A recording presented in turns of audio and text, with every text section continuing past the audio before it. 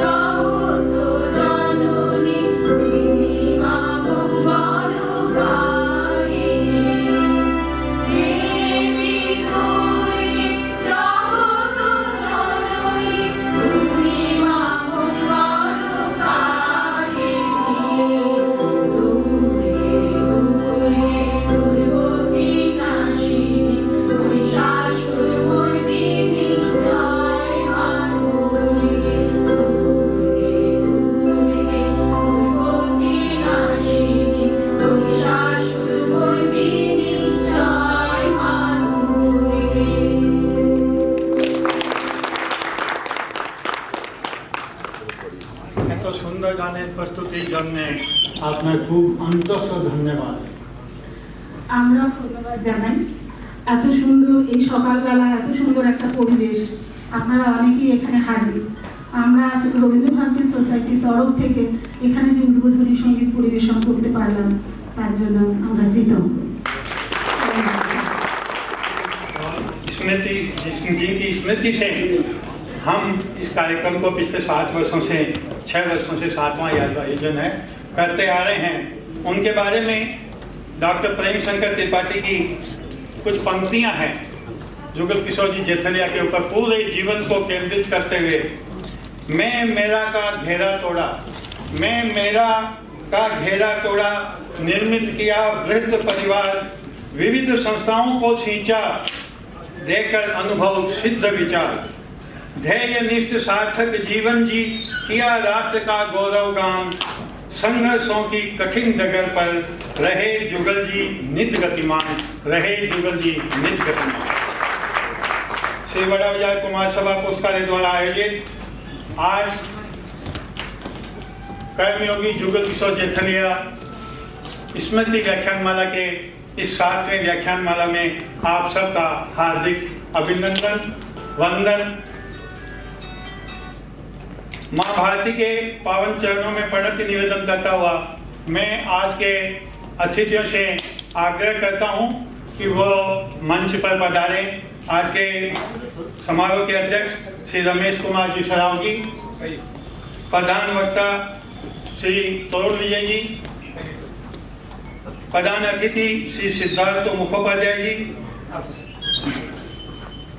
पुस्तकालय के वरिष्ठ उपाध्यक्ष श्री भागीरथ चांडक, पुस्तकालय के साहित्य मंत्री श्री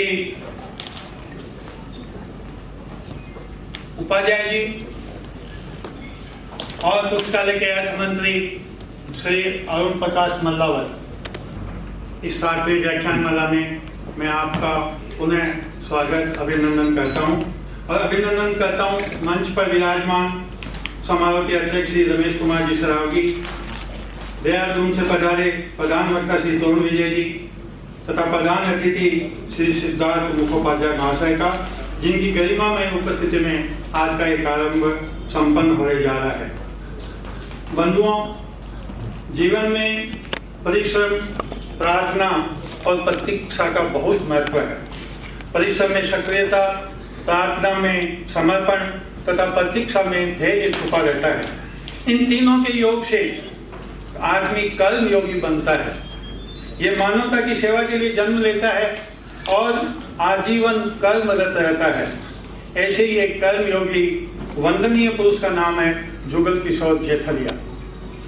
हम उन्हें क्यों याद करते हैं? आखिर क्या थे जुगल किशोर जेठलिया? क्या वे एक सामाजिक कार्यकर्ता थे या कुमार सभा के मार्गदर्शक, राजस्थानी समाज की संस्थाओं को जोड़कर राजस्थान परिषद बनाने वाले विशिष्ट पुरुष, राजनेता, कुछ स्मारिकाओं या पुस्तक लिखने वाले लेखक, ओजस्वी वक्ता, कुशल संगठनकर्ता, हिंदी प्रेमी, संघ के साधारण स्वयंसेवक या फिर लोक संग्रही? ये वे सब कुछ थे, पर जैसा मैंने जाना जुगल जी व्यक्ति नहीं विचार है। उन्होंने चीन युद्ध के समय जो कविता लिखी, प्रतिकार बिना नगराज शांति नहीं पाएगा, कि कुछ पंक्तियां उदाहरण करना चाहूंगा जो आज कितनी सटीक बैठती है। झुक गया आज यदि देश क्रूरता के आगे, झुक गया आज यदि देश क्रूरता के आगे, अपराधी को यदि दंड नहीं दे पाएगा, एकाध पीढ़ी की बात नहीं सोचो साथी, आने वाला इतिहास सदा झुक जाएगा। ऐसी पंक्तियों के रचयिता जेठलिया जी का पुण्य स्मरण आज भी हमें ऊर्जा प्रदान करता है। उन्होंने अपने चरित्र से, कृति से, कृतित्व से हम सबको प्रभावित किया है। आम धारणा है कि एक वटवृक्ष के आसपास छोटे पौधे नहीं पनप सकते, लेकिन जेठलिया जी रूपी वटवृक्ष के आसपास सैकड़ों कार्यकर्ता रूपी पौधे न केवल पनपे बल्कि निरंतर पल्वित पुष्पित होते रहे। उन्होंने एक द्वीप से जले दूसरा, ध्येय वाक्य से सैकड़ों कार्यकर्ताओं का निर्माण ही नहीं किया, बल्कि उनकी योग्यता अनुसार समाज की राष्ट्रीय विचारधारा वाली संस्थाओं में उन्हें संबद्ध होने की प्रेरणा दी, जो हम सब के लिए अनुकरणीय है। मुझे दिनकर की पंक्तियां याद आ रही है, पथरीली ऊंची जमीन है तो उसको तोड़ेंगे, पथरीली ऊंची जमीन है तो उसको तोड़ेंगे, समतल पीटे बिना समर की भूमि नहीं छोड़ेंगे, समर शेष है नहीं पाप का भागी, केवल व्याध जो तटस्थ हैं समय लिखेगा उनका भी अपराध। जुगल जी तटस्थ रहकर अपराध बोधपूर्ण जीवन नहीं जीना चाहते थे। उन्होंने राम काज कीने बिनु मोहित कहाँ विश्राम के भाव से जितना बल पड़ा आजीवन कार्यरत रहे। यहाँ तक कि मृत्यु के 2 घंटे पूर्व तक वे मुझे समाज एवं राष्ट्र की बात बताते रहे। बंधुओं, मृत्यु तो एक न एक दिन सबकी होती है, पर कौन किसको याद करता है? याद वही लोग रहते हैं जो समाज हित कार्य करते हुए मृत्यु को प्राप्त होते हैं। सृष्टि सृजन का नियम अटल है, काल पुरुष आता है और चला जाता है, याद वही रहता है जग में जो जनहित में कुछ कर पाता है। ऐसे पुण्य श्लोक जेठलिया जी की स्मृति में आयोजित इस 7वीं व्याख्यानमाला का विषय है आजादी का अमृत महोत्सव और नए भारत की चुनौतियां। इस समारोह की अध्यक्षता कर रहे हैं कोलकाता के सुप्रसिद्ध सामाजिक कार्यकर्ता श्री रमेश कुमार जी सरावगी। रमेश जी वनवासी क्षेत्र के सुप्रसिद्ध संस्था वन बंधु परिषद के राष्ट्रीय अध्यक्ष हैं। गौ सेवा के क्षेत्र में कलकत्ता पिंजापुर सोसाइटी के अध्यक्ष हैं। राष्ट्रीय स्वयंसेवक संघ के कोलकाता महानगर के पूर्व विभाग के संघचालक हैं। आप भारत चैम्बर ऑफ कॉमर्स के पूर्व अध्यक्ष रहे तथा अनेक संस्थाओं के प्राण पुरुष हैं। योजकता की अद्वितीय कार्य क्षमता वाले रमेश जी के बारे में किसी शायर की पंक्तियां अगर कहना चाहें तो सटीक व्यक्ति है कि जिंदगी की किताब में धैर्य का कवर होना जरूरी है। जिंदगी की किताब में धैर्य का कवर होना जरूरी है, क्योंकि वही हर पन्ने को बांध कर रखता है। जिस प्रकार रमेश जी इन सारी संस्थाओं को अपने कार्य कुशलता से बांधे रखे हैं, ऐसे धैर्यवान योजक पुरुष श्री रमेश जी सरावगी का कुमार सभा की ओर से माल्यार्पण कर हम अभिनंदन करेंगे श्री रामचंद्र जी अग्रवाल, एडवोकेट रामचंद्र अग्रवाल।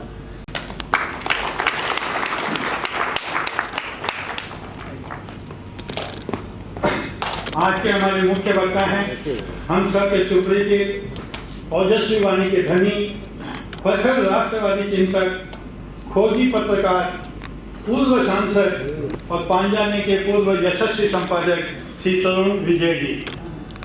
श्री तरुण जी अनेक व्यस्त कार्यक्रमों के बीच जुगल जी के प्रति श्रद्धा होने के कारण हमारे बीच पधारे हैं।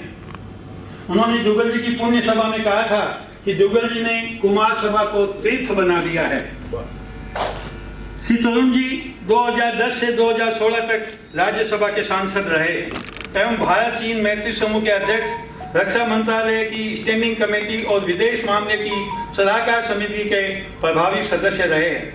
आपने संघ प्रचारक के रूप में दादर और नागर हवेली में आदिवासियों के बीच वर्षों कार्य किया है। वर्तमान में doctor Shyama Prasad Mukherjee research foundation के डायरेक्टर हैं। कैलाश मानसरोवर यात्रा, सिंधु दर्शन और तिब्बत के बारे में आपने बहुत कुछ लिखा है। उनका परिचय बहुत लंबा है, उनकी ओजस्वी वाणी ही उनका परिचय है। इनका संभावनाओं भरा व्यक्तित्व है और समाज और राष्ट्र को इनसे बड़ी अपेक्षाएं हैं। शायर के शब्दों में कहूँ, अगर देखना चाहते हो इनकी उड़ान को, अगर देखना चाहते हो इनकी उड़ान को तो और ऊंचा कर दो आसमान को। इन्हीं शब्दों के साथ मैं माननीय तरुण जी का कोलकाता महानगर की ओर से माल्यार्पण कर प्रणति निवेदन करेंगे एडवोकेट श्री अजय जी चौबे।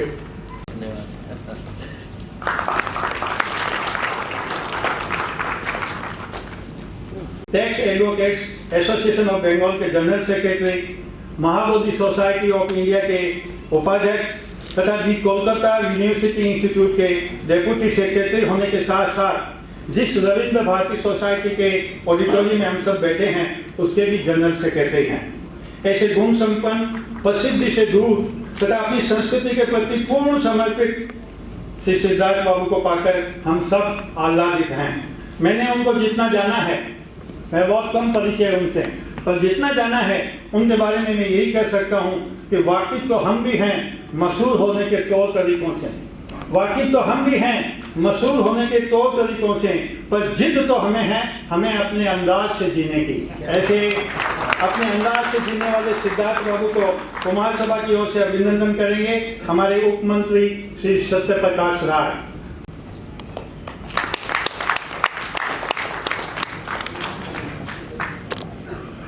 बंधुओं, इसी कवि की पंक्तियां हैं कि नई रोशनी देती युग की जिनकी जीवन गाथा, नई रोशनी देती युग को जिनकी जीवन गाथा, समय कोई हो उन्हें हर समय झुकाए माथा, उनको कोरे सुमन चमन के कोई कैसे चढ़ाए, ऐसे लोग सरस मरकर भी कभी नहीं पल पाए।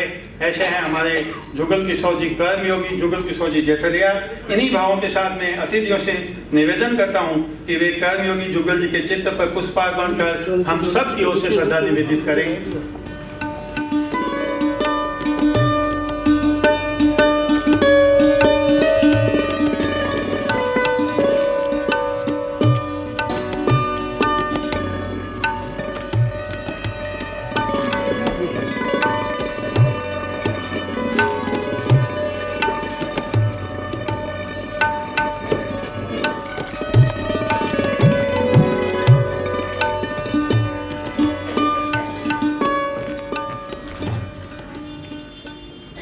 के विषय परिवेश के बारे में कुछ बताएं श्री बंशीधर जी शर्मा।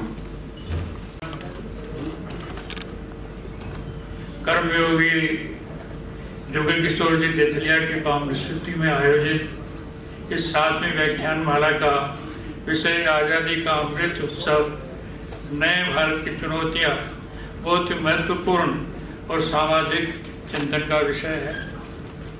मैं मंच पर विराजमान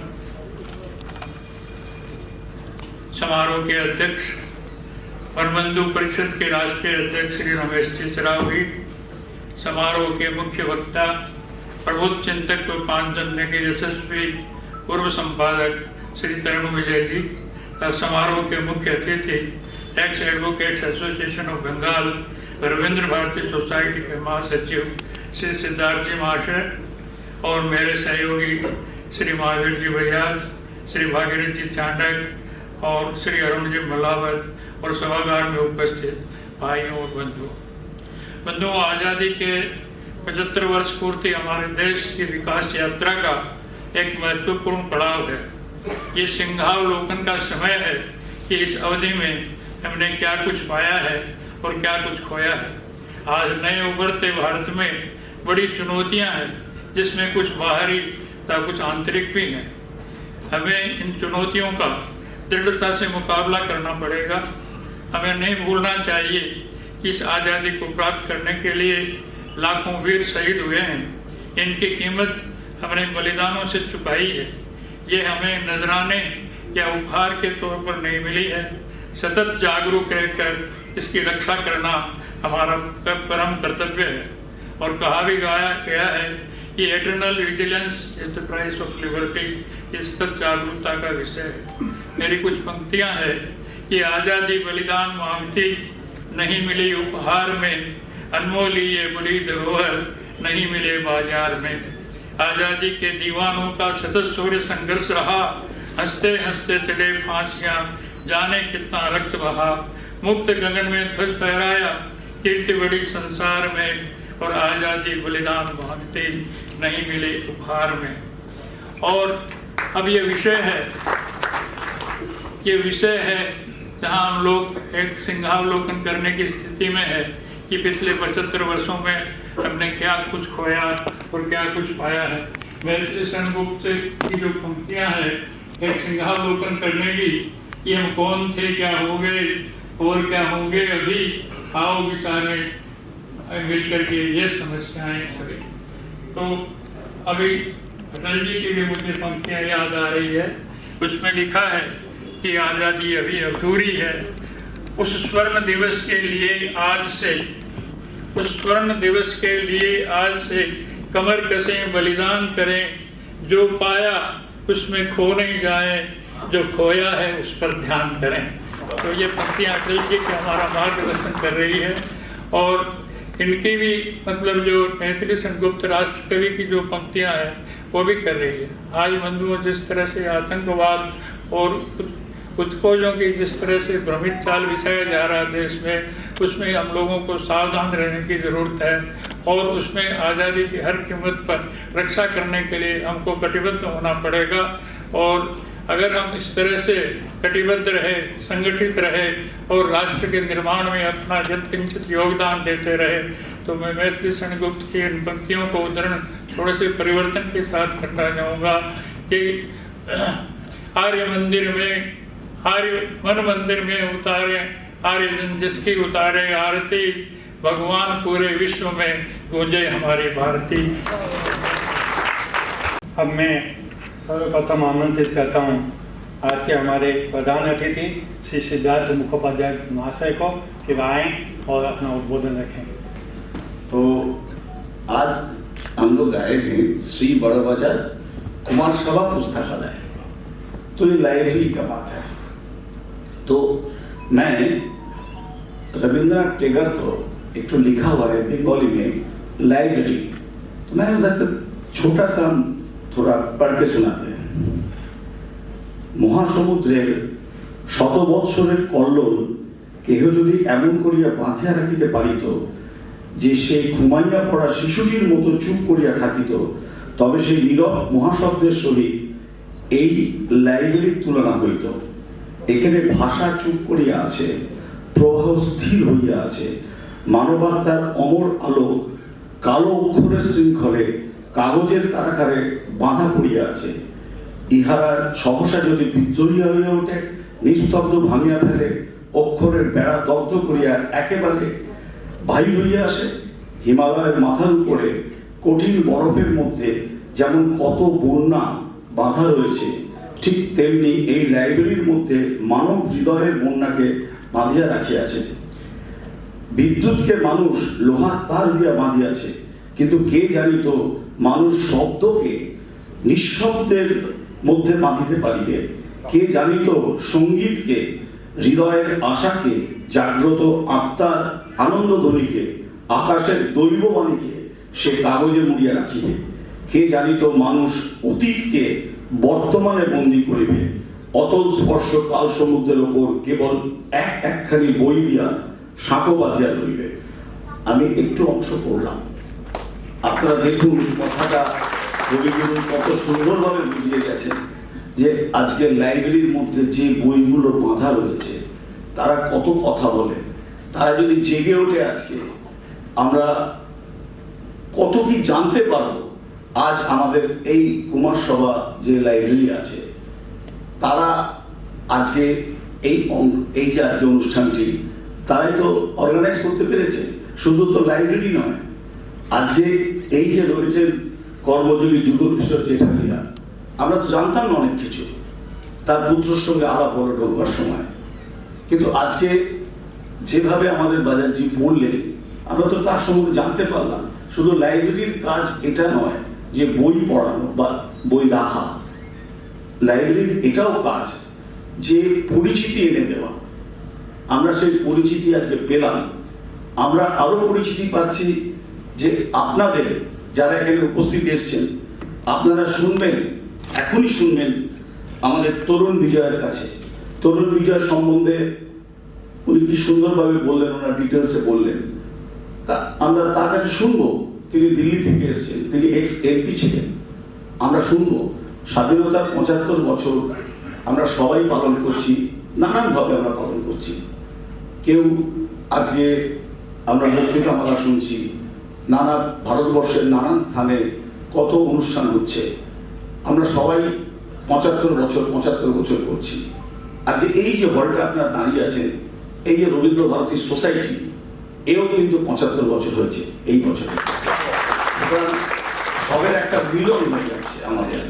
আমরা আজকে সবাই মিলে যাচ্ছি। এখানে যারা বসে আছেন সবার নাম ঘোষণা করা হচ্ছে, আমি রিপিট করছি না। এরা প্রত্যেকে বিদগ্ধ জনেরা, এরা প্রত্যেকে। আমি একটু মজা করে বলছিলাম বোধহয় বাঙালি আমি একজনই আছি, তা ওনারা সবাই বললেন আমরাও কিন্তু বাঙালি। তা আমি একজন বাঙালি হয়ে যতটা বাঙালি, আজকে আপনারা বাঙালি না হয়ে আমার চেয়ে বেশি বাঙালি, কারণ আপনারা আমার কথাও করবেন। বলার জন্য ধন্যবাদ। আপনাদের সকলকে অনেক প্রণাম। এই যে রবীন্দ্রনাথ ঠাকুরের বাড়ি, এর একটা অন্য ঐতিহ্য আছে। এই জায়গায় কোনো অনুষ্ঠান করা মানে একটা পূর্ণ করা। আর আজকে আমাদের লক্ষ্মী পুজো বাঙালিদের কাছে বড় উৎসব। আমি ভাবতেই পারিনি যে আজকে যারা আজকে সঙ্গীত পরিবেশন করলেন তারা আমাদের রবীন্দ্রভারতী সোসাইটির সদস্যরা, তারা আজকে লক্ষ্মী পুজোর দিন আমার কথায় বা আমাদের বাজারজি বা রাম আগরওয়াল ওনারা ইনভাইট করে এসেছিলেন আমাদেরকে, তাদের কথায় আসবেন। সো তাদের জন্য একটু হাততালি আমিও দিচ্ছি। তারা ঘর ছেড়ে পুজো ছেড়ে এসেছেন। আমাদের বাঙালিকে একটা বড় পুজো আপনারা নিশ্চয়ই জানেন। আবার জানি না তাদের গান কেমন লাগলো। সুতরাং আপনারা আমাদের সঙ্গে থাকুন। এই হল, এই রথীন্দ্র মঞ্চ, রবীন্দ্রভারতী সোসাইটি সব আপনাদের জন্য। আপনারা আসুন, আপনারাও বাংলা কালচারের সঙ্গে মিশুন, রবীন্দ্রনাথকে আরো বেশি করে গ্রহণ করুন। আপনারা যখন ডাকবেন, যে কোনো ব্যাপারে ডাকবেন, রবীন্দ্রভারতী সোসাইটি আপনাদের সকলের সঙ্গে থাকবে। এবং আজকে আমরা যখন আন্তর্জাতিক সেমিনার করি এখানে, আপনারা এখানে আসবেন, আপনাদের খুব ভালো লাগবে। সারা বিশ্ব থেকে বহুজন আসেন এখানে। নমস্কার, সকলকে লক্ষ্মী পুজোর প্রণাম জানাই। আর সদ্য দুর্গা পুজো গেছেন, আমরা বিজয়ার শুভেচ্ছা, বিজয়ার প্রণাম। এবং কিছুদিনের মধ্যে কালী পুজো বা দেওয়ালি আসছে, তার জন্য আপনাদের শুভেচ্ছা জানাই। নমস্কার। मैं सादर आमंत्रित करता हूँ तरुण विजय जी को एक बार पुनः तालियों के साथ।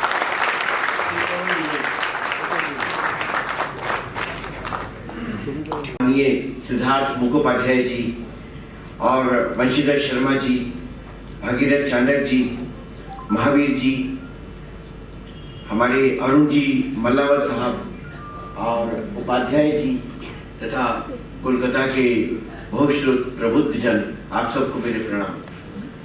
जैसे गंगा की धारा में बहते बहते अचानक कोई तिनका तट पर बने शिवालय की देहरी से आ टिके और अपने भाग्य को सराहे, ऐसे ही राष्ट्रीय स्वयंसेवक संघ की गंगा में बहते बहते हम जैसे अकिंचनों को इस प्रकार के सत्संग का जो सौभाग्य मिलता है, वह मैं संघ की पुण्याई मानता हूँ। और इसलिए आयोजकों का हृदय से आभार और धन्यवाद व्यक्त करता हूँ कि उन्होंने मुझे अवसर दिया। आज शरद पूर्णिमा, कोजागिरी पूर्णिमा, लक्ष्मी पूजा और वाल्मीकि जयंती एक अद्भुत संयोग है। और इस अद्भुत संयोग के अवसर पर आप सबके दर्शन करना, सत्संग का लाभ लेना और अपने विचार आपके साथ साझा करने का यह अवसर प्राप्त करना, मैं वास्तव में मानता हूँ कि यह मैं पूजा का ही अनुष्ठान कर रहा हूँ। यही मेरी पूजा है और इसके लिए मैं बहुत बहुत आपका अनुग्रहित हुआ। कोलकाता की भूमि बंग भूमि, क्रांति की भूमि है, यह बुद्ध की भूमि है। यह वह भूमि है जिसने संपूर्ण भारत को जागृत किया है। यहाँ से क्रांतिकारी लाहौर, पेशावर और काबुल तक जाके उन्होंने संपूर्ण भारत को जागृत किया। भारत माता की बेड़ियों को तोड़ने के लिए प्रीतिलता वोडेदार से लेके स्वामी विवेकानंद से लेके जगदीश चंद्र बसु से लेके भगिनी निवेदिता से लेके रासबिहारी बोस से लेके सुभाष चंद्र बोस से लेके और इन तमाम क्रांतिकारियों ने संपूर्ण भारत को जिस प्रकार से जागृत किया, स्वतंत्र किया, उस बंग भूमि के कण कण को मैं अपना प्रणाम निवेदित करता हूँ। और यहाँ आना मैं एक प्रकार से अपनी तीर्थ यात्रा मानता हूँ कि आप बंग भूमि में आते हैं तो आपका हृदय स्पंदित होता है। माँ काली का आशीर्वाद, रणचंडी का आशीर्वाद। अभी हमने दुर्गा दुर्गति नाशिनी महिषासुर मर्दिनी का इतना सुंदर गीत सुना कि रोमांचित हम हो गए। यह वह स्थान है जिसने कभी किसी पर युद्ध नहीं किया होगा, लेकिन कभी किसी पश्चाताप विहीन दुष्ट को भी क्षमा नहीं किया होगा। यह वह स्थान है जहां रणचंडी का खप्पर हमेशा शत्रु के रक्त से भरा रहता है और उसके गले में शत्रु के मुंडों की माला रहती है। यह वह स्थान है जो हमें शक्ति का एक जागृत आह्वान करवाता है। यह भारत की शक्ति का केंद्र है। यह भारत का उत्सव प्रदेश है। यहाँ 12 महीने में 13 पर्व होते हैं। यहाँ हर 15 दिन के बाद एक उत्सव होता है। यह वह भूमि है जहाँ रविंद्रनाथ ठाकुर हुए और रविंद्रनाथ ठाकुर ने पंजाब के महान पराक्रमी शौर्यशाली जिन्होंने पंजाब को मुगलों के आतंक से मुक्त कर आजादी के इस महोत्सव का आगाज किया था। ऐसे बंदा सिंह बहादुर के बारे में अद्भुत कविता लिखी। वो रविंद्रनाथ ठाकुर ने राष्ट्र को जागृत किया था। बंदा सिंह बहादुर के जीवन के विषय में हम सबको, प्रत्येक भारतीय को, प्रत्येक हिंदू को शत शत श्रद्धा के साथ में स्मरण करना चाहिए, जिसके विषय में बंदी वीर करके रविंद्रनाथ ठाकुर ने अद्भुत कविता लिखी है, अद्भुत कविता लिखी है, जिसने मुगलों को परास्त करके संपूर्ण देश में एक आशा का संचार किया था। और जब वे धोखे से पकड़े गए थे तो संसार में सबसे क्रूरतम नृशंसतम ढंग से उनको बलिदान किया गया था, उनका अंग अंग नोचा गया। उनके गोद में उनके 6 साल के बेटे अजय सिंह को बिठाकर कहा गया तुम इस्लाम स्वीकार कर लो वरना तुम्हारे बेटे को मार डालेंगे। उन्होंने कहा बिल्कुल मैं अपने धर्म को नहीं छोड़ूंगा। उनकी गोद में अजय सिंह को बिठा के उसका कलेजा काटा गया, उसको मारा गया और बेटे का कलेजा बंदा सिंह बहादुर के मुंह में ठूसा गया। उसने सब कुछ सहा लेकिन धर्म नहीं छोड़ा। जब हम आजादी का अमृत महोत्सव मनाते हैं तो ये समझने की गलतफहमी ना करें कि देश 15 अगस्त 1947 को खंडित होकर आ जाओ। ये देश स्वतंत्र रहा और हमेशा प्रतिरोध में रहा है। शिवाजी का कालखंड स्वर्णिम स्वतंत्रता का कालखंड था, महाराजा रणजीत सिंह का कालखंड स्वर्णिम स्वतंत्रता का कालखंड था। बंदा सिंह बहादुर ने जब मुगलों को परास्त करके पंजाब को स्वतंत्र किया तो वह भारत की स्वतंत्रता का कालखंड था। भारत ने हमेशा से इस प्रकार शत्रुओं को परास्त करते हुए संघर्षरत रहा है, वह गुलाम नहीं रहा है, वह हमेशा प्रतिरोध की स्थिति में रहा है। और उन तमाम स्वतंत्रताओं के क्रम में एक स्वतंत्रता हमको 15 अगस्त 1947 को जब मिली तो यहाँ के राष्ट्र नायकों ने, बंगाल ने संपूर्ण भारत का उस स्वतंत्र संघर्ष में नेतृत्व किया था। इस बंग भूमि में हम हैं तो हमारा परम सौभाग्य है। और यहाँ आज हम कर्मयोगी जुगल किशोर जैथलिया जी की स्मृति में एकत्र हुए। वे वास्तव में कर्मयोगी थे और जैसे महावीर जी ने ठीक ही कहा कि व्यक्ति नहीं विचार थे। उनका मुझे बहुत स्नेहिल आशीर्वाद प्राप्त होने का सौभाग्य मिला। उन्होंने मुझे संभाला। वे एक प्रकार से जिसको कहते हैं हाथ पकड़कर सही रास्ते पर ले जाने वाले आचार्य के समान थे मेरे लिए। और 20 वर्ष पहले, 25 वर्ष पहले जब मैं पांचजन्य में था तो उन्होंने यहाँ आमंत्रित करके कई बार मुझे विश्वनाथ शास्त्री जी के सानिध्य का सौभाग्य प्रदान किया। छोटी खाटू लेके गए, वहाँ के विद्यालय के उद्घाटन समारोह में लेके गए। और लगभग हर वर्ष अगर मेरा कोलकाता आना हुआ तो उसका निमित्त श्रद्धेय जुगल किशोर जैथलिया जी रहे।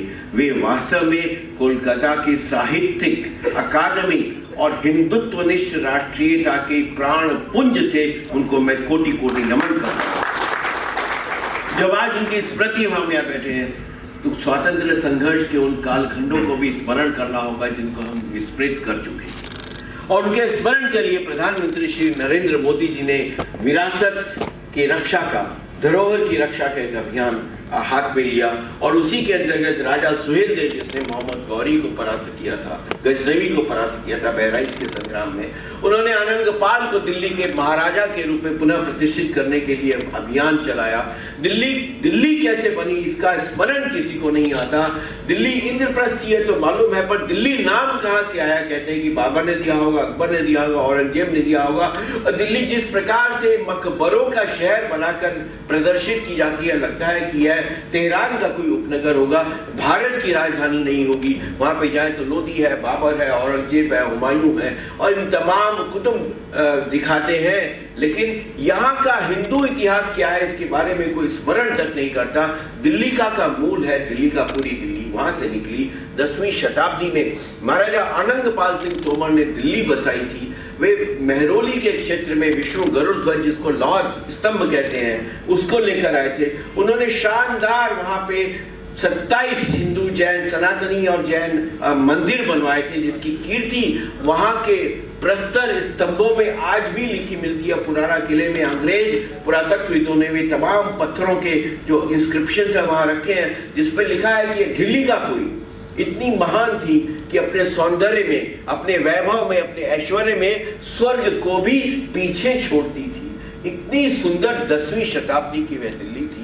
लेकिन जब बर्बर, पाशविक, अमानुषिक लोग यहाँ पर आते हैं, अधर्मी लोग आते हैं, तो उन्होंने वे तमाम मंदिर नष्ट कर दिए और उन मंदिरों के अवशेष से उन्होंने कुतुब मीनार वहाँ का मस्जिद बनवाया जिसमें गणेश को भी उल्टा पाँव के पास लगाया ताकि हिंदुओं को पता रहे कि तुम्हारी जगह हमने यहाँ रखी है।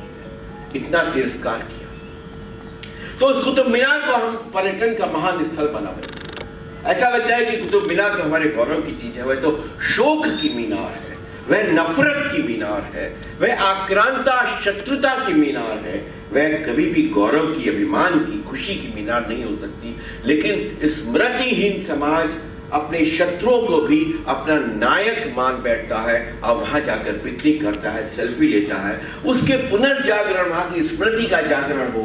और महाराजा आनंद पाल जिन्होंने दिल्ली बसाई, जो दिल्ली के संस्थापक महाराजा हैं, इसको राष्ट्रीय स्मारक बनाने का कार्य इसी कालखंड में प्रारंभ हुआ, जो मैं राष्ट्रीय पुनर्जागरण का और एक नवीन भारत के उदय का कालखंड। ये वह कालखंड है कि जब बंदा सिंह बहादुर, जिनको दिल्ली लाया गया पिंजरे में, फर्रुखसियर जब उस समय मुगल राजा था, और क्रूरता के साथ 800 सिखों को दिल्ली में कत्ल किया गया।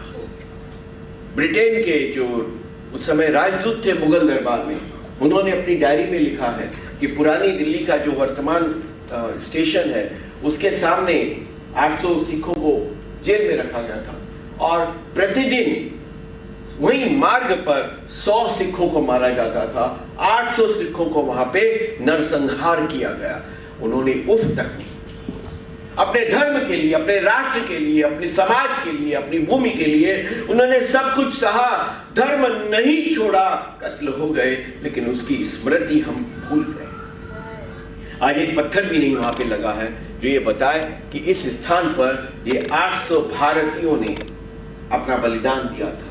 वहीं से बंदा सिंह बहादुर को मेहरौली के पास ले गए, वहां पे उनको सताया गया। जैसे मैंने कहा, वो सताए जाने की जगह वहां पर है, वह बलिदान स्थल ही वहां पे है, जो भारत की स्वतंत्रता का तीर्थ स्थान है, तीर्थ स्थान है।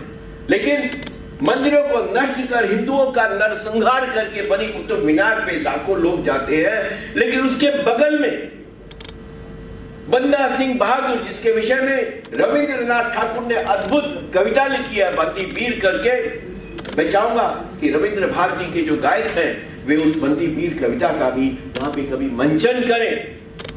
उस बलिदान स्थल पे कितने लोग जाते हैं? ये वर्तमान काल में उस बलिदान स्थल को राष्ट्रीय स्मारक घोषित करने का अभियान हम लोगों ने नरेंद्र मोदी जी के नेतृत्व में लिया, ताकि दिल्ली मकबरों का शहर नहीं है, दिल्ली बलिदानियों का शहर है, राष्ट्र नायकों का शहर है। दिल्ली वह स्थान है जहां गुरु तेग बहादुर साहब, भाई मतीदास, भाई सतीदास ने धर्म के लिए, कश्मीर के हिंदुओं की रक्षा के लिए औरंगजेब को ललकारा था, और औरंगजेब की सत्ता का क्षरण वहीं से प्रारंभ हो गया था जब गुरु तेग बहादुर साहब को आरे से चीरा गया। भाई मतीदास और भाई सतीदास को चारों तरफ उनके कपास रुई लगाकर जिंदा तिल तिल करके जलाया गया, और खौलते हुए तेल के कड़ाहे में भाई सतीदास को डाला गया, ताकि वे बिंदु बिंदु करके उनकी मृत्यु हो, तड़प तड़प कर मृत्यु। उन्होंने सब कुछ सहा, लेकिन धर्म नहीं छोड़ा।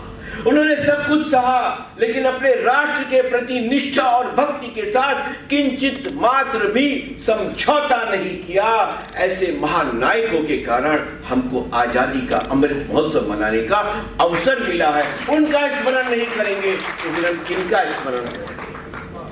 उनका स्मरण नहीं करेंगे तो उनका स्मरण करेंगे जिन्होंने दिल्ली को मकबरों का शहर बना दिया, जिन्होंने कोलकाता में नरसंहार किए। यह वह स्थान है जहां पे जिन्ना ने मुस्लिम लीग के अधिवेशन में कहा था, I have a pistol, I know how to use it. ये रिकॉर्डेड शब्द है।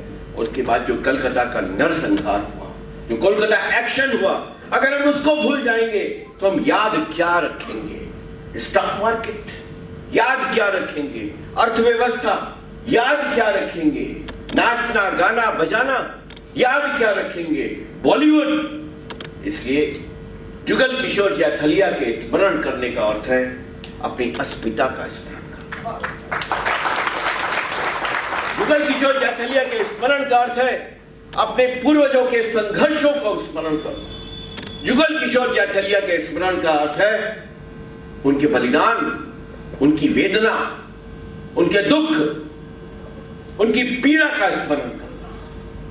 अगर आप अपने पूर्वजों की वेदना नहीं समझते, अगर उनके संघर्षों का अर्थ नहीं समझते, अगर शत्रु के आक्रमणों का अनर्थ नहीं समझते, अगर आप यह स्मरण नहीं करते कि यह बंग भूमि वहां है कि जहां 30 लाख भारतीयों को विंस्टन चर्चिल की कुनीति के कारण मानव निर्मित अकाल में भूख से तड़पा तड़पा कर मारा गया था। 3 मिलियन इंडियन पर किल हियर। वो स्मरण कहां है? वे कौन सी पाठ्य पुस्तक है जहां पे स्मरण दिलाया जाता है कि ब्रिटिश औपनिवेशिक दास मानसिकता से संघर्षी वास्तविक स्वतंत्रता का उत्सव होगा। अगर आप ब्रिटिश कॉलोनियलिज्म को अपनाते रहेंगे तो हमको स्वातंत्र्य के उत्सव मनाने का अधिकार नहीं होगा। ये उपनिवेशवाद जो है, कॉलोनियलिज्म जो है, यह जो दास मानसिकता है, इससे लड़ना ही आजादी का अमृत महोत्सव है। ये दास मानसिकता हमारे प्रतिदिन के जीवन में दिखाई देती है, हमारी पद्धतियों में, हमारी शिष्टाचार में, हमारी वेशभूषा में, हमारे प्रबोधनों में, हमारे संबोधनों में, हमारे उद्बोधनों में। आज भी अंग्रेजियत और ब्रिटिश दास मानसिकता और जिहादी मुगलों का जो एक असर है वह हमें प्रतिदिन के जीवन में दिखाई देता है। हम अपने अंक भूलते हैं, अपने सेवा का अर्थ भूलते हैं, हम जातिवाद के कुचक्र में फंसे रहते हैं। हम अपने ही देश के देशभक्तों के विरुद्ध खड़े होना एक राजनीतिक स्वातंत्र्य मानते हैं, अभिव्यक्ति की स्वतंत्रता मानते हैं। यह वह स्थान है जहां आज भी हम राष्ट्रीयता के लिए खड़े होने वाले लोगों की हत्याओं का एक क्रम देखते हैं। मैं उन तमाम बलिदानियों को जिन्होंने पिछले समय या इस्लामी जिहादियों के अत्याचारों से सहते हुए अपना बलिदान दिया, उनको श्रद्धांजलि अर्पित करता हूं। वे श्रद्धा के योग्य, उन्होंने जान दे दी लेकिन अपने मूल्यों के साथ समझौता नहीं किया। उनके नामों का स्मरण करना, उनके साथ विश्वासघात नहीं करना, उनके बलिदान को तिरस्कृत नहीं करना, यह आजादी के अमृत महोत्सव का एक आधार होना चाहिए। अगर हम ऐसा नहीं करेंगे तो हम आजादी का अमृत महोत्सव नहीं मना रहे। जुगल किशोर जैथलिया जी के स्मरण का अर्थ यह भी कि सामाजिक समरसता के लिए बात करना। ये आजादी जो है यह केवल राजनीतिक आजादी नहीं, ये सांस्कृतिक सामाजिक आजादी भी हमको चाहिए। और जब हम आज विशेष रूप से जब एक और हम कोजागिरी कर रहे हैं, लक्ष्मी पूजा कर रहे हैं और वाल्मीकि जयंती कर रहे हैं, क्या आपको मालूम है कि देश में लाखों ऐसे हिंदू हैं, लाखों, जो स्वयं को वाल्मीकि भगवान का अनुयायी मानते हैं और उनको हमने कहां रखा हुआ है? इस देश के हर प्रदेश में वे हिंदू जो स्वयं को वाल्मीकि कहते हैं, उनको सफाई के काम में लगाया जाता है। वे सफाई कर्मचारी के रूप में लगाए जाते हैं। अगर जाति का उद्धार करना है, इस समाज का, राष्ट्रीयता का उद्धार करना है, तो जाति भेद के इस कुचक्र को भी नष्ट करना होगा। वाल्मीकि अगर हमारे पूज्य हैं जिन्होंने रामायण लिखी, वाल्मीकि अगर हमारे पूज्य हैं कि वे भगवान के स्तर तक पहुंचे, वाल्मीकि यदि पूज्य हैं जिन्होंने राम नाम का महत्व हमको दिया, पहचान वह दी, तो वाल्मीकि के नाम को अधरों पर रखने वाले, राम नाम को अधरों पर रखने वाले वाल्मीकि समाज के लोगों के प्रति क्या हम वही सम्मान, समानता, समरसता का भाव रखते हैं जो हम अपने सहबंधुओं के साथ रखते हैं? अगर नहीं रखते हैं तो आपको अपने आप को हिंदू कहने का भी अधिकार नहीं मिलेगा। वाल्मीकि समाज संपूर्ण देश में सफाई कर्मचारी के रूप में क्यों होना चाहिए? उनको कहना चाहिए कि अब आप आगे आइए, जो गंदगी करेगा वो सफाई करेगा। सफाई करने का ये जिम्मा एक जाति के आधार पर हिंदुओं को देना मना करना चाहिए। अंबेडकर ने 14 अक्टूबर के दिन नागपुर में दीक्षा भूमि में हिंदू धर्म को त्याग के बौद्ध मत अपनाया, लेकिन उन्होंने ईसाई और मुस्लिम बनने के तमाम प्रलोभन ठुकराकर देश की रक्षा की। उन अंबेडकर साहब को हम कोटि कोटि प्रणाम करते हैं, लेकिन अंबेडकर के जीवन से प्रेरणा ग्रहण करनी चाहिए, जो बैरिस्टर बनने के बाद लंदन से बड़ोदरा सयाजीराव गायकवाड़ ने उनको स्कॉलरशिप दी थी और उसमें एक शर्त थी कि आप बड़ौदा आएंगे और यहाँ पे 1 वर्ष का काम करेंगे। वे जब आए तो तांगे वाला ये जानकर कि ये महान है, अछूत हैं, उनको गायकवाड़ के साहब के जो महाराजा थे वहां उनके महल तक ले जाने से मना। वे 3-4 धर्मशालाओं में गए रुकने के लिए, प्रत्येक धर्मशाला के व्यक्ति ने यह जानते हुए कि ये हिंदू है लेकिन तथाकथित छोटी जाति का है, उनको धर्मशाला में स्थान नहीं दिया। वहां पे एक पारसी की धर्मशाला है, उन्होंने कहा ये हिंदू लोग मुझे अगर अपनी धर्मशाला में स्थान नहीं देते हैं तो मैं पारसी के धर्मशाला में जाऊंगा। पारसी ने उनको जगह दी, लेकिन उसके बाद जब पता चला कि ये तथाकथित छोटी जाति से हैं तो हाथ जोड़ के कहने लगे आपके कारण मुझ पे संकट आ जाएगा। वे जब ऑफिस में गए काम करने के लिए, ही वॉज अ बैरिस्टर, 1927 के आसपास की बात है,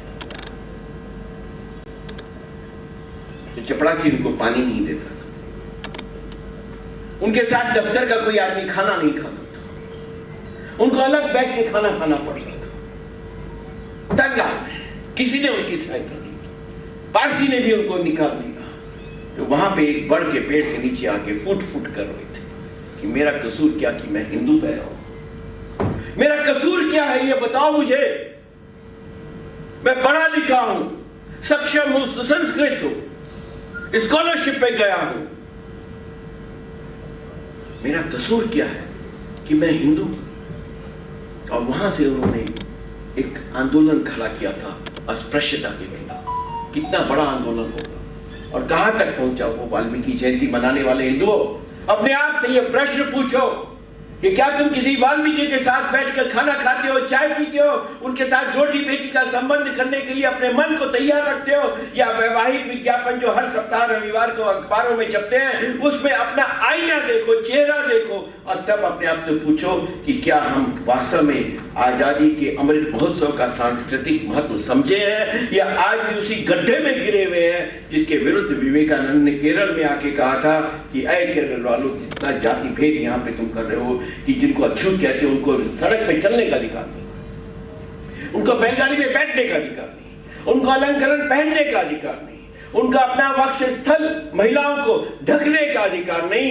मैं कहां आ गया हूं, यह समाज है या पागल खाना है, ये विवेकानंद ने वहां जाके कहा। आज अपने आप से पूछो, रविंद्र भारती के सभागार में बैठे हुए हिंदू समाज के लोग, विभिन्न समाज के, शरद पूर्णिमा कर रहे हो, लक्ष्मी पूजा कर रहे हो, लेकिन इस जाति भेद के विरुद्ध लड़े बिना क्या आप अपने आप को सच्चा भारतीय कह सकते हैं?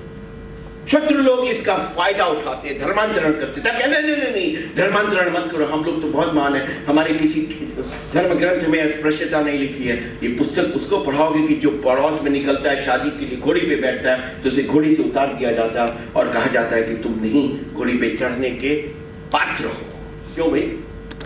अटल जी से एक बार बात हो रही थी तो उन्होंने कहा कि जो सवर्ण जाति या उच्च जाति का अहंकार रखते हैं, अरे उच्च जाति तो उसको, उस दलित को, उस अनुसूचित जाति वाले को, उस तथाकथित अछूत को कहना चाहिए जिसे इतने अत्याचार, अन्याय और भेदभाव सह के भी राम को अपने हृदय से नहीं निकाला।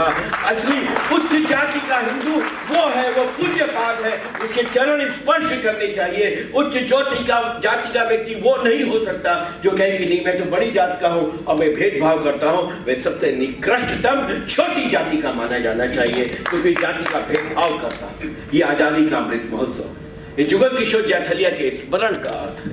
जुगल किशोर जैथलिया के अर्थ का स्मरण का अर्थ यह भी है कि हम अपने राष्ट्र के समक्ष जो चुनौतियां हैं उनको समझें। याद रखिए महमूद गजनवी कहां से आया था? वो अफगानिस्तान का एक छोटा सा गांव कस्बा गजनी का, या आज भी हवाई अड्डा तक नहीं बना, हाईवे तक नहीं बना। वहां से पार हुआ वो, वहां से उसने पेशावर, बहावलपुर, पंजाब और सिंध का क्षेत्र नापा।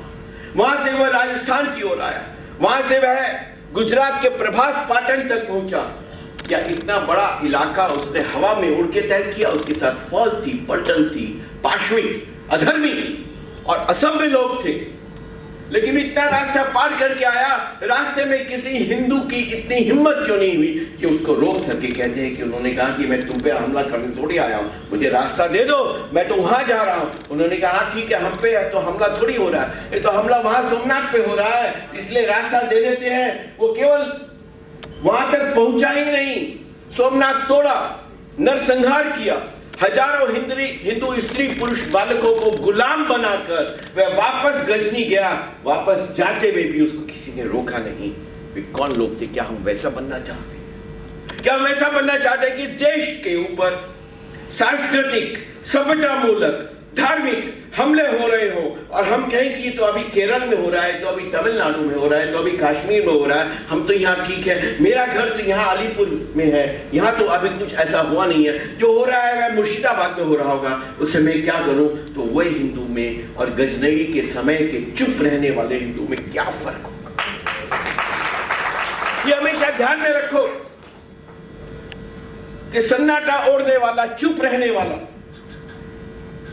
अपने समाज पे हमला होते हुए देखकर दूसरी ओर अपनी दृष्टि करने वाला, वह भी उतना ही घातक होता है जितना घातक हमारा शत्रु का आक्रमण होता है। और इसलिए एक ऐसे समय में जब हम नवीन भारत के पुनरोदय का एक दृश्य देख रहे हैं, एक ऐसे समय में जब भारत एक दो ओर से परमाणु शक्ति युक्त शत्रुओं के हमले झेल रहा है, उस समय भी संपूर्ण विश्व में भारत की जीडीपी को आगे बढ़ाने वाला, भारत की अर्थ शक्ति को बढ़ाने वाला, भारत की सैन्य शक्ति को इतना बढ़ाने वाला कि चीन को जबरदस्त मुकाबला और उसको जवाब देने की आज हमें ताकत आ गई है। इस भारत की रक्षा करने का दायित्व प्रत्येक राष्ट्रीयता के विचार वाले नागरिक को सैनिक की भांति करना होगा, वरना ये क्षण हम भूल जाएंगे, छोड़ देंगे, मिस कर जाएंगे।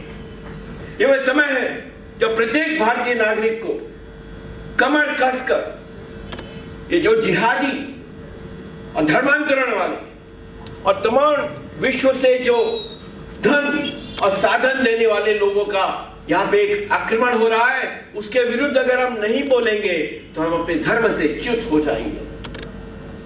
दुनिया में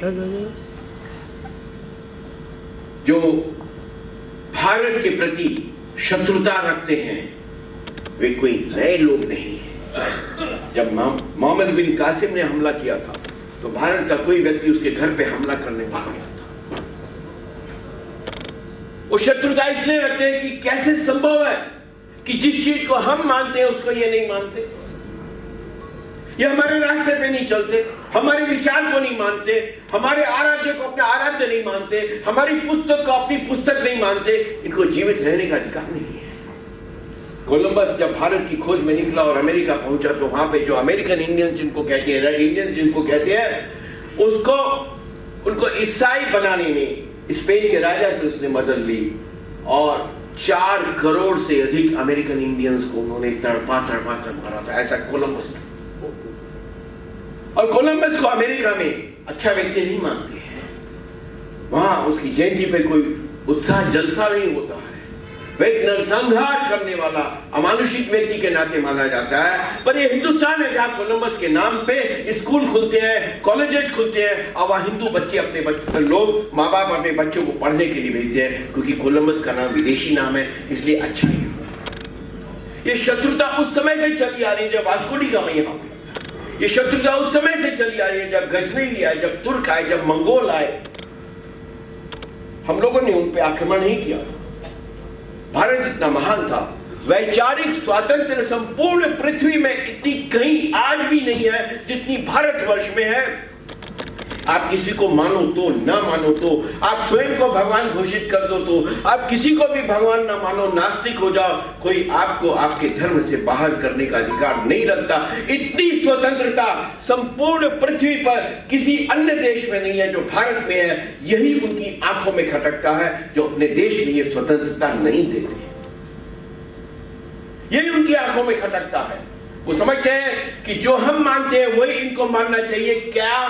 क्या बात है कि इतने 100 वर्ष अंग्रेजों ने हमला करके यहाँ पे लूटा पाटा, नरसंहार किया, संस्कृति नष्ट करने का प्रयास किया, शिक्षा पद्धति को बदला, फिर भी वे हिंदुस्तान की आत्मा को नहीं बदल सके। ये क्या वजह है कि गोवा में 400 साल पुर्तगालियों ने अत्याचारपूर्ण, नशस्त्रपूर्ण, पाशविक शासन किया, सब कुछ उन्होंने करने का प्रयास किया, लेकिन गोमांतक से हिंदू भारतीयता की सुगंध को वे समाप्त नहीं कर सके। क्या कारण है कि इतने वर्ष तक लगातार मुगलों ने अपना अपानशिक शासन किया, नरसंहार किए, मंदिर तोड़े, धर्मांतरण किए, लेकिन वे हिंदुस्तान की आत्मा को क्षरित नहीं कर सके।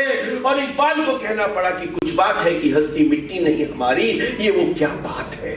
इससे लगातार ये पश्चिम के लोग और मध्य पूर्व एशिया के लोग चकित, स्तब्ध और कुंठित हैं। इसीलिए वे भारत की भारतीयता पर आज भी हमला कर रहे हैं, जिसके विरुद्ध खड़े होना ही जुगल किशोर जाखरिया का स्मरण करना।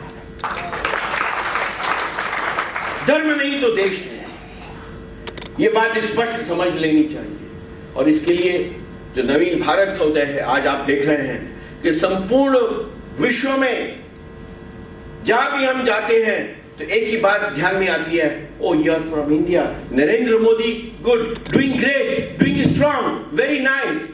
छाती फूल जाती है अभिमान के साथ। ये वो देश है जो पाकिस्तान और चीन दोनों को उसने साधा हुआ है।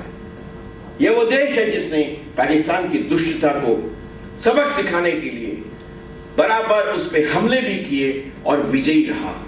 यह वह देश है जहां किसान, मजदूर, शिक्षक, महिला, गृहिणी के लिए नवीन योजनाएं प्रारंभ की गई हैं। यह वह देश है जहां ऐसे लोग पैदा हो गए थे जो अयोध्या को अयोध्या मानने से स्वीकार नहीं करते थे, जो कहते थे कि वहां पे तो टॉयलेट बनवा दो, वहां पे तो हॉस्पिटल बनवा दो। एक रणबांकुर आज सदियों के बाद पैदा हुआ जिसने न केवल राम जन्मभूमि पर श्री राम का मंदिर बनवाने का कार्य प्रारंभ कर दिया, उसका उद्घाटन अगले वर्ष दिसंबर तक हो जाएगा। यह किसी को विश्वास नहीं आता। ये वो नए भारत का निर्माण है कि जिसमें कश्मीर से जो 370 और 35A का शूल था और कहते थे कि यह अगर हटा तो रक्तपात हो जाएगा, वो 370 भी गई, 35A भी गया। जम्मू कश्मीर संघ शासित प्रदेश बना, लद्दाख प्रत्यक्ष अलग होके संघ शासित प्रदेश बना, लेकिन कहीं भी चूक नहीं हुई। शांति स्थापित करने के लिए अमित शाह और नरेंद्र मोदी ने कश्मीर में एक नया अध्याय प्रारंभ कर दिया। लोग हतप्रभ रह गए। यह वह देश है जहां दुनिया में कभी संभव नहीं हो सके ऐसा 3 तलाक को हटाना, करके दिखा दिया। यह वह देश है जहां दुनिया ने जिस देश को सबसे कम सड़क वाला देश, सबसे घटिया राजमार्गों वाला देश, जहां गड्ढों में सड़क है कि सड़क में गड्ढे हैं, इसमें अंतर करना कठिन था, उस देश में नितिन गडकरी ने शानदार ऐसे राजमार्ग बनाए हैं कि 2023 तक अमेरिका से बढ़कर नहीं तो अमेरिका के समान ही भारत के हाईवेज बन जाएंगे। जब हम बाहर जाते हैं तो ये अंतर हम देखते हैं कि नवीन भारत के उदय का एक संकेत नहीं है तो और क्या है। यह वह देश है जहां भारतीय राष्ट्रीयता, उस पर कहीं भी अगर कोई चोट करता है तो उसके जवाब में हजारों स्वर खड़े हो जाते हैं। पहले चुप रहना ही हमारी विशेषता मानी जाती थी, आज अन्याय सहन नहीं करना हमारी विशेषता। नहीं सहन करेंगे, नहीं झुकेंगे, नहीं दबेंगे, नहीं रुकेंगे और नहीं टलेंगे, शत्रु को कभी क्षमा नहीं करेंगे। इस पुण्यदायी भूमि बंग भूमि के निवासियों, जब भी हम अपना अतीत देखें तो इसका स्मरण रखें कि अपने पूर्वजों की स्मृति हमारा प्रथम कर्तव्य होना चाहिए। विद्याधर न्यायपाल को नोबेल साहित्य पुरस्कार मिला और उन्होंने न्यूयॉर्क टाइम्स के संडे रिव्यू में एक निबंध लिखा था कि दुनिया की सबसे ज्यादा स्मृतिहीन सोसाइटी अगर कोई है तो वह हिंदू समाज है। उन्होंने उदाहरण दिया कि आर के लक्ष्मण जो थे अंग्रेजी के बड़े महान साहित्यकार हुए, भारतीय साहित्यकार हुए, और उन्होंने मालगुडी डेज लिखा, उसमें एक दूरदर्शन का धारावाहिक भी बना और उसमें स्थापित करते हैं कि हम्पी कहां है, जो मालगुडी से लगभग 30 या 50 किलोमीटर दूरी पे है। पर न्यायपाल कहता है कि कभी भी अपने साहित्य में आर के लक्ष्मण को यह बताने की आवश्यकता नहीं हुई कि जो हम्पी शहर बता रहा है वो दुनिया का सबसे सुंदर वास्तुशिल्प वाला, अद्भुत सौंदर्य वाला, अद्भुत शहरी विकास वाला नगर था। उस हम्पी को किसने तोड़ा, क्यों तोड़ा, किस कारण से तोड़ा, कब तोड़ा, ये बताने की मुझे आवश्यकता नहीं थी। स्मृतिहीन समाज न उसका वर्तमान होता है न उसका भविष्य होता है। ये स्मृति रहनी चाहिए, स्मृति रहनी चाहिए कि जो भारत का नक्शा आज आप देख रहे हैं, अपने सामने अपना नक्शा रख के देखो, वो नक्शा अधूरा है, उसमें गिलगित नहीं है। आप गिलगित देखिए, नक्शे को देखिए, कहीं गिलगित लिखा हुआ है? उसमें बाल्टिस्तान नहीं लिखा हुआ है, क्यों नहीं लिखा हुआ? उसमें मुजफ्फराबाद नहीं लिखा हुआ है, क्यों नहीं लिखा हुआ? उसमें अक्सर चिन्ह नहीं लिखा हुआ है, क्यों नहीं लिखा हुआ है? क्योंकि वे चित्र आज भारत में नहीं है। और 15 अगस्त से पहले नहीं, 15 अगस्त 1947 के बाद हिंदुस्तान ने कांग्रेस के अंतर्गत, नेहरू के अंतर्गत 1,25,000 वर्ग किलोमीटर भूमि चीन और पाकिस्तान के हाथ में गंवाई है। 15 अगस्त से पहले नहीं, स्वतंत्रता के बाद भारत ने सबसे ज्यादा भूमि, वो भूमि वापस लेना, वह भूमि वापस लेना, वह 1,25,000 वर्ग किलोमीटर भूमि वापस लेना, ये प्रत्येक भारत के मानस में बड़ा एक प्रतिबद्धता होनी चाहिए, शपथ होनी चाहिए कि मैं अपने बच्चों को सैनिक बनाऊंगा, सेना में भेजूंगा, ताकि वह भारत की भूमि को वापस लेने में मेरे परिवार की ओर से अपनी भूमिका निभा सके। यह संकल्प होना चाहिए। यह संकल्प ही जुगल किशोर जैथलिया के स्मरण का अर्थ है। वह नवीन भारत शीघ्र हमारी आंखों के सामने बन रहा है, जिसे डॉक्टर हेडगेवार ने कहा था, याची देही याची डोला। इसी शरीर से, इन्हीं आंखों से, इन्हीं ध्रगों से मैं देखूंगा कि वह भारत जहां गरीबी का उन्मूलन होगा। आज हम देखते हैं रेलवे की पटरियों के दोनों ओर कैसे हजारों लोग जो है अपना जीवन यापन करते हैं, वहीं पैदा होते हैं, वहीं मर जाते हैं। प्लास्टिक के तंबुओं में, प्लास्टिक के झुग्गी झोपड़ियों में कैसे हजारों लोग रहते हैं जिनको 2 जून का भी खाना नहीं मिलता है, जिनको कभी बच्चों को स्कूल जाने का अवसर नहीं मिलता है। ये भारत का चित्र अब बदल रहा है। वही नवीन भारत है कि जहां दैहिक दैविक भौतिक तापा, राम राज नहीं का हुई व्यापा, जहां इस प्रकार के कष्ट ना हो, जहां भारतीय निरक्षर ना हो, जहां भारतीय गरीब ना हो, जहां भारतीय कमजोर ना हो, जहां भारतीयों का स्वास्थ्य अच्छा हो, जहां वे शक्तिशाली हो, वे हिम्मत के साथ में शत्रु का मुकाबला करने में समर्थ हो, जिनका मानस भारतीयता, राष्ट्रीयता के रंग में रंगा हुआ हो, जो अपने धर्म, अपनी संस्कृति, अपनी सभ्यता के प्रति अभिमानी हो, जो अपने शत्रुओं के प्रति जागरूक हो, जो दुष्टों को क्षमा नहीं करने वाले रणचंडी के सच्चे उपासक हो, जो उस हनुमान के उपासक हो जिसने दुष्ट की लंका को जला दिया था, माफ नहीं किया था।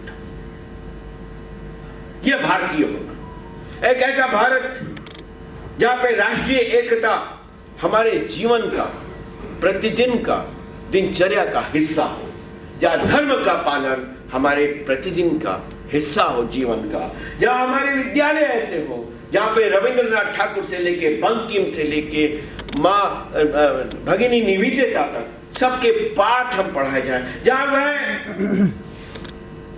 पाठ्यक्रम हो जिसमें राजराज चोल, चेर, पांडे, कृष्णदेव राय, रानी चेन्नम्मा, वेलु नाचियार, तिरुवल्लुवर, इनके पाठ्य हमारी पुस्तकों का हिस्सा बने। हुमायूं, अकबर, औरंगजेब, जहांगीर, शाहजहां, ये शत्रु और आक्रामक थे, ये हमारी पाठ्य पुस्तकों के हिस्से नहीं। हमें पराजय का इतिहास नहीं, हमें विजय और गौरव का इतिहास पढ़ना है। सदा विजयी भारत, सदा विजयी भारत, सदैव पराक्रमी भारत, सदैव शौर्यशाली भारत, समृद्धशाली भारत, साक्षर, सुशिक्षित, सुसंस्कृत, सभ्य, स्वस्थ और बलशाली भारत, ये नवीन भारत की आशा का केंद्र है। ये नवीन भारत हम अपनी आंखों के सामने बनते देख रहे हैं। ये जो बौखलाहट आपको दिखती है, ये जो तनिक नकारात्मक स्वर दिखते हैं, वे नकारात्मक शक्तियों के अंतिम विलाप हैं, अंतिम रुदन। उनसे परेशान होने की आवश्यकता नहीं है। हम बढ़ रहे हैं, हम चढ़ रहे हैं, हम आगे जा रहे हैं, हम विजयी हो रहे हैं। यह उनके हृदय की आकुलता और व्याकुलता है, उसको वे प्रकट करते हैं। आज उनके हाथ में कुछ साधन होंगे तो वे अपने रुदन को प्रकट करते हैं, लेकिन हम आत्मविश्वास के साथ आगे बढ़ रहे हैं। 1925 में जो भारत में क्रांति गंगा का बहना प्रारंभ हुआ था, वह अपने तार्किक परिणति तक पहुंच रहा है और शताब्दी वर्ष राष्ट्रीय स्वयंसेवक संघ का भारत के एक नवीन स्वर्णिम भाग्योदय पर देखेगा, इसमें कोई संदेह नहीं है। और वह इसलिए देखेगा क्योंकि हम जुगल किशोर जैथलिया जैसे महापुरुषों के कारण आज के दिन अपने विचार सरणी को सशक्त बनाने में इकट्ठा हुए हैं। हम घर में बैठकर लक्ष्मी पूजा नहीं कर रहे हैं, हम रविंद्र भारती के सदन में आके राष्ट्र पूजा कर रहे हैं। ये इस बात का प्रमाण है कि हमें आगे बढ़ने से दुनिया की कोई ताकत नहीं रोक सकती। आपने दिनकर जी का उदाहरण दिया था, उनकी एक पंक्ति है जो उन्होंने 50 साल पहले लिखी थी, एक हाथ में कमल, एक में धर्म दीप्त विज्ञान, लेकर उठने वाला है धरती पर हिंदुस्तान। वंदे मातरम, वंदे मातरम, वंदे मातरम। मैं यहाँ रामकृष्ण मिशन में दीक्षित हूँ और वहां हमको ब्रह्मचारी सिखाते थे। मैं बेलूर मठ में 1 महीना प्रशिक्षण करके गया और मैं उसी के साथ अपनी वाणी को विराम दूंगा। एक पथे चलिबो, एक कथा बोलिबो, आमादेर मनगुली एक भावे गड़िबो, देवगण जे मन भाग करे हबिनेन, आमराओ सब किछु एक साथे लइबो। जय भारत।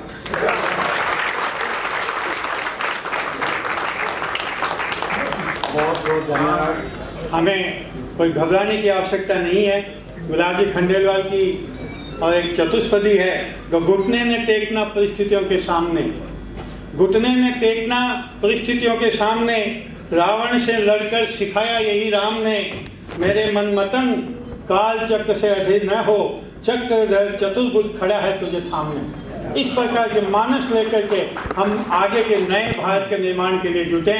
एक छोटा सा प्रसंग मुझे जब तरुण विजय जी सुना रहे थे समरसता वाला, तो जुगल जी के जीवन की घटना में एक छोटी सी घटना बता करके मैं आगे के अध्यक्ष को मैं आमंत्रित करूंगा कि छोटी खाटू में महादेवी वर्मा एक पुस्तकालय के कार्यक्रम के लिए गई थी और 2-3 दिन वो वहाँ रही। वहाँ छोटी खाटू में एक पहाड़ है, उस पहाड़ के ऊपर बोले कि मुझे पहाड़ घूमना है। वो पहाड़ पे गई, रेतीले टीले पे बैठी, बिल्कुल मिट्टी में, और ऐसे मिट्टी को उठा करके अपने ऊपर ऐसे ऐसे डालेंगे। फिर बोली जो जुगल जी इधर आइए, और ये जो पास में जिस बस्ती से तुम मेरे को लाए हो वो बस्ती किसकी थी? बोला माँ जी वो हरिजन की बस्ती थी अम्मा जी। तो बोला हरिजन की बस्ती है, यहाँ है हरिजन? बोला हाँ हरिजनों की बस्ती है, और मेरा चाय पीने का मन हो रहा है। अब जुगल जी तो सच पका गए कि चाय पीने का मन हो रहा है और हरिजन की बस्ती से। बोला ठीक है अम्मा जी। जुगल जी ने जो अपने घर जो झाड़ू लगाने वाले आती थी वो महतरानी, उनके घर गए तो जो ही देखा उनको तो वो चौंक गई। वो तुरंत बोली अरे बाबू आप कैसे आए बाबू? बोला माँ, बोला चाचू, समय गांव में से काकी चाची ऐसा बोलते थे। बोला काकी चाय पीनी है। बोला सतवा लगी एकदम। बोला मेरे घर की चाय पीनी है? बोला हाँ आपके घर की चाय पीनी है। और वो जो कल जो आई थी ना वो पुस्तकालय में, वो वहाँ बैठी हुई है डूंगर पे पहाड़ पर, तो वहाँ चाय पिलाए।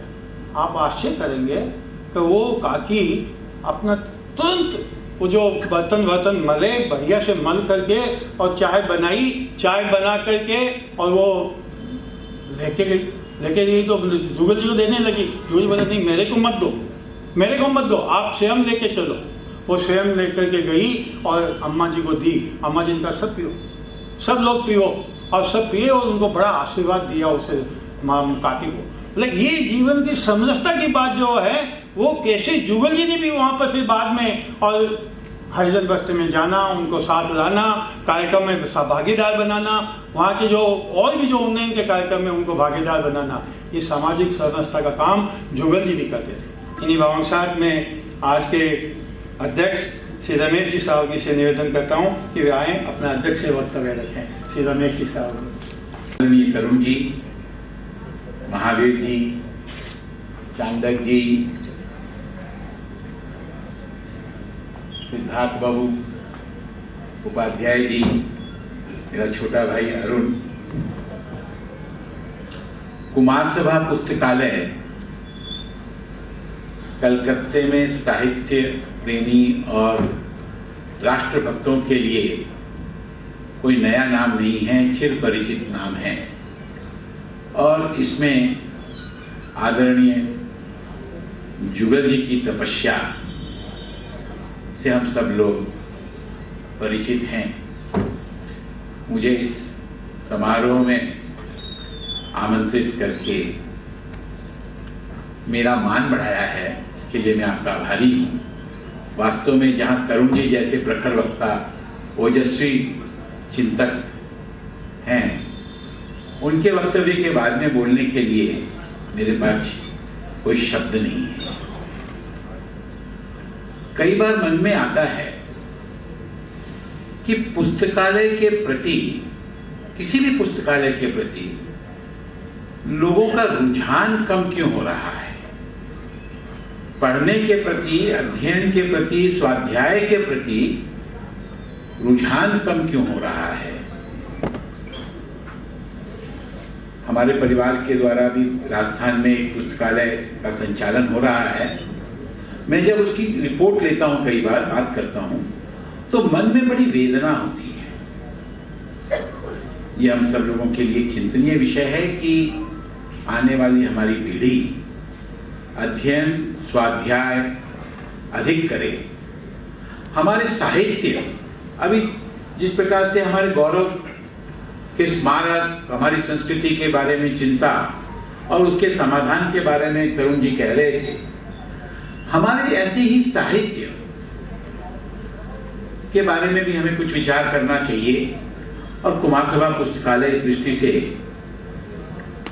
सक्रियता से और सजग होकर सोच भी रहा है, इसलिए मैं कुमार सभा पुस्तकालय का साधुवाद करता हूँ। आदरणीय जुगल जी कर्मयोगी तो थे ही, इसमें तो कोई शक की बात नहीं। वह एक अच्छे निर्माता भी थे। कार्यकर्ताओं का निर्माण, स्नेहमय निर्माण, स्नेहिल निर्माण, और आवश्यकता पड़े तो अपनी बात दृढ़ता से कार्यकर्ता को समझाना, यह उनकी विशेषता थी। मेरा जुगल जी से कई बार संपर्क हुआ, मेरे से एक बार धृष्टता भी हुई, मुझे याद है। उस वक्त कितने कुशलता से मेरी धृष्टता को उन्होंने झेला, स्वीकार किया, सहन किया, और फिर कुछ दिनों के बाद में वो मेरे पास आए। उनका फोन आया, रमेश जी थारका चाय पीनी है। वो आए, बातों ही बातों में मेरी जो धृष्टता थी उसका उन्होंने मुझे पूरा आभास करवाया। मैं तो भावुक हो गया था। उस प्रसंग को सोचकर आज भी जब कभी वो धृष्टता का जैसा माहौल बन जाता, मुझे लगता है नहीं, जिस प्रकार से मुझे जुगल जी ने संभाला, एक दिशा निर्देशन दिया, आज मैं उस उम्र के पड़ाव पर हूं। मुझे भी मेरे कनिष्ठ, मेरे छोटे भाइयों को उसी प्रकार से संभालना है। इस प्रकार जुगल जी ने कलकत्ता में असंख्य स्वयंसेवकों को, असंख्य कार्यकर्ताओं को मार्गदर्शन दिया अपने जीवन से, बौद्धिक से नहीं, भाषण से नहीं, अपने कर्ममय तपस्वी जीवन से उनका पाथेय था। कभी कभी जब मन में शिथिलता आ जाती थी, पता नहीं कैसे जुगल जी का वैसे चलते ही फोन आ जाता था। मेरे पास कल्याण आश्रम का दायित्व था। बांगड़ बिल्डिंग के 2 तल्ले में कल्याण आश्रम के कार्यालय में नित्य संध्या को जाया करता था, और जुगल जी की ऑफिस 1 तल्ले में। उनका फोन आ जाता था, रमेश जी ऊपर क्या कल्याण आश्रम कार्यालय में जाने का पहले 5 मिनट मेरे से मिलकर जाए और चाय पीवांगा पाऊं। उनकी चाय जो है वो थोड़ी महंगी होती थी। उस चाय में वो कितना मार्गदर्शन करते, कितना वो पाथेय बन जाते थे। कभी कभी सोच कर लगता है कि मैं सौभाग्यशाली था कि जुगल जी जैसे मनीषी का मुझे स्नेहिल आशीर्वाद प्राप्त हुआ। बंधुओं, हमारे तरुण जी ने जो आज हमारे सामने नवीन भारत की बात कही, इसकी कल्पना तो 1925 में जब संघ की स्थापना हुई, कल्पना नहीं, उसका संकल्प तो उसी दिन स्थापित हो गया था। संघ के स्थापना दिवस पर ही स्थापित हो गया था कि मेरा भारत परम वैभव पर पहुंचेगा और वह भी धर्म के मार्ग पर शील निष्ठ स्वयंसेवकों के माध्यम से नित्य प्रति प्रार्थना में संकल्प दोहराते हुए आज पूरे देश में 60,000 से अधिक शाखाएं, उसमें 50 लाख के लगभग नित्य प्रति उस प्रार्थना को दोहराकर संकल्प करने वाले हमारे देश के सामने कितनी भी चुनौतियां हों, हम आज तक हर चुनौती का सामना करते आए हैं और संघ प्रेरित हमारे कार्य, हमारे स्वयंसेवक और इस देश का हर नागरिक, चाहे वो किसी भी जात पात, छोटा बड़ा किसी भी प्रकार का हो, मिलकर चुनौतियों को सामना करने के लिए सक्षम है। आवश्यकता सिर्फ इतनी है कि जिस प्रकार हनुमान जी अपने बल को भूलकर निद्रा की स्थिति में थे, अब वह हिंदुत्व, वह हिंदू समाज उस निद्रा से जाग उठा है, इस देश का नागरिक जाग उठा है, तो राम काज निश्चित होगा, लंका असुर शक्ति पर विजय निश्चित होगी। गिनाने के लिए तो बहुत सारी चुनौतियां हैं। कल मैं भाई साहब एक पढ़ रहा था और मैं एकल से जुड़ा हुआ हूं, किसान गांव से जुड़ा हुआ हूं। एक बहुत बड़ी चुनौती है हमारी फूड प्रॉब्लम। किसान का बेटा खेती नहीं करना चाहता है, वो शहर में जाकर रामू की नौकरी करेगा, साधारण लेबर की नौकरी करेगा, किंतु किसान का बेटा खेती नहीं करना चाहता है। हमारी जमीनें ये फर्टिलाइजर से बंजर हो रही हैं। पता नहीं, मैं तो पढ़ रहा था, हमारे एकल में इस विषय पर चर्चा भी हो रही थी, इन जमीनों को किस प्रकार से वापस हम संशोधित करें और किसान का बेटा खेती भी करे। ये चैलेंज आने वाले समय में बहुत बड़ा चुनौती दिख रही है। मैंने ये विषय सिर्फ तरुण जी के सामने ये कहा कि आप चिंतनशील व्यक्ति हैं, इसके बारे में जरूर किसी स्तर पर चिंतन होगा। मैं इतनी बात कहकर अपनी वाणी को विराम देता हूँ। धन्यवाद। बहुत बहुत धन्यवाद। कार्यक्रम केवल 4-5 मिनट का और है, धैर्य रखें। मैं धन्यवाद ज्ञापन के लिए आमंत्रित करता हूँ हमारे वरिष्ठ उपाध्यक्ष श्री भाग्य जी चांदक को। और इस कार्यक्रम की समाप्ति के बाद आज शरद पूर्णिमा है, तो शरद पूर्णिमा का प्रसाद खीर ये बाहर रहेगी, आप अवश्य ग्रहण करके जाएं, ये आपसे निवेदन है। श्री भाग्य जी चांदक। अपने दर्द को भुलाकर दूसरे के दर्द में हमदर्द बने रहना, ये जुगल जी के जीवन का एक और लक्ष्य था, जिसको शायद बहुत कम लोग जानते हैं, परंतु जो उनके निकट संपर्क में आए हैं उन्होंने इसको जरूर अनुभव किया होगा। ऐसे व्यक्ति को सादर प्रणाम करते हुए मैं आज इस सभा में सभी उपस्थित सज्जनों को कि दशहरे की छुट्टियों के बाद, उसके बाद लक्ष्मी पूजा के त्यौहार, इतनी व्यवस्था होते हुए भी आप सब यहाँ पे हाजिर में हैं। प्रधान अतिथि के रूप में श्री सिद्धार्थ जी मुखोपाध्याय के प्रवचन या जो भी उद्बोधन से कहें तो हमको लगता है कि उनसे जुड़ करके और कुमार सभा को एक नया सिद्धांत मिलेगा जो आगे भी सभी रकम से सहायक सिद्ध होंगे। संयोग की बात है कि कुमार सभा पुस्तकालय को अपने प्रगति पथ पर कुछ ऐसे मोड़ मिल रहे हैं जो पुराने संकल्प को आधुनिकता से जोड़ रहे हैं। जैसे रविंद्र मंच है, और जो नया भवन लिया है वो भी विवेकानंद रोड पर ही मिला है। तो ये भी एक सहयोग है कि ऐसे प्रबुद्ध मां शक्तियों के नाव पर कुमार सभा आगे बढ़ रही है।